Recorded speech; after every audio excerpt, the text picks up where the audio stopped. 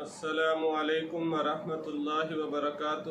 امید ہے تمام دوست احباب خیر و عافیت سے ہوں گے اور میری تمام مائیں بہنیں بھی خیر و عافیت سے ہوں گی۔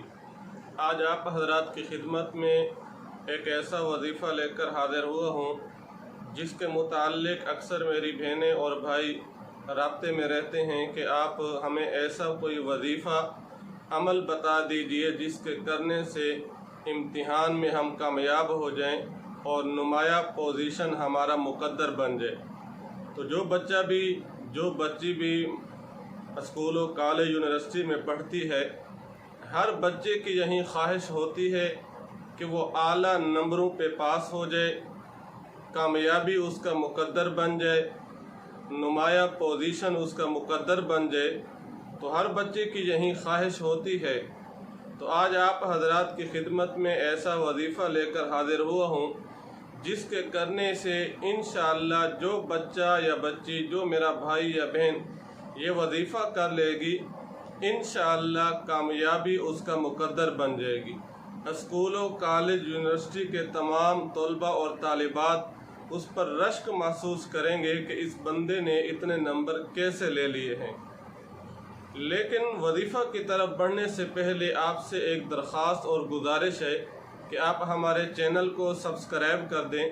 سبسکرائب کرنے کے بعد بیل دبا دیا کریں تاکہ ہماری ہر آنے والی ویڈیو آپ تک آسانی سے پہنچ سکے اور آپ مستفید ہو سکیں۔ وہ وظیفہ یہ ہے، ہر فرض نماز کے بعد 7 مرتبہ اللہ رب العزت کے نام 2 طرح کے ہیں، ایک نام ذاتی ہے اور بعض 99 نام صفاتی ہیں۔ تو اللہ تعالیٰ کے جو صفاتی نام ہیں ان میں اللہ رب العزت نے ہر نام میں ایک خاصیت اور تاثیر رکھی ہے۔ تو اللہ رب العزت کے 3 نام آپ کے سامنے پیش کرنا چاہتا ہوں، صفاتی نام۔ اگر وہ آپ ان پہ عمل کر لیں، انہیں آپ اپنا وظیفہ بنا لیں تو انشاءاللہ کامیابی آپ کا مقدر بنے گی۔ وہ اللہ تعالیٰ کے 3 نام کیا ہیں؟ یا علیم، یا حفیظ، یا قوی۔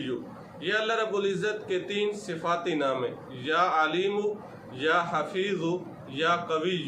یہ 3 نام آپ نے ہر فرض نماز کے بعد 7 مرتبہ پڑھنے ہیں۔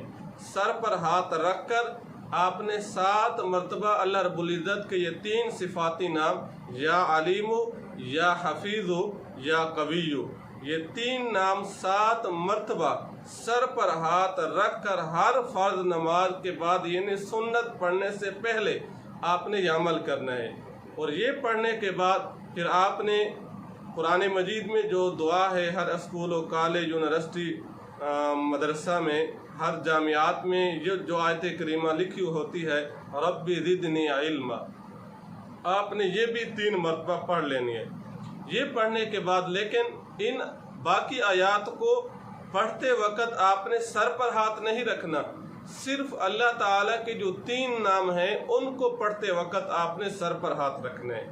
تو رب زدنی علما یہ بھی آپ نے 3 مرتبہ پڑھنا ہے۔ یہ پڑھنے کے بعد آپ نے قرآن مجید کی ایک اور آیت، سبحانک لا علم لنا الا ما علمتنا انک انت العلیم الحکیم، یہ آیت کریمہ بھی آپ نے 3 مرتبہ پڑھنی ہے۔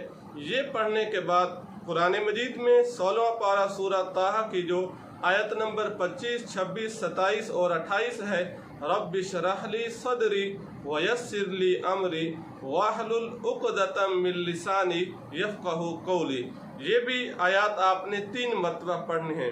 یہ پڑھنے کے بعد آپ نے رب تعالیٰ سے دعا کرنی ہے، رب کی بارگاہ میں التجا کرنی ہے۔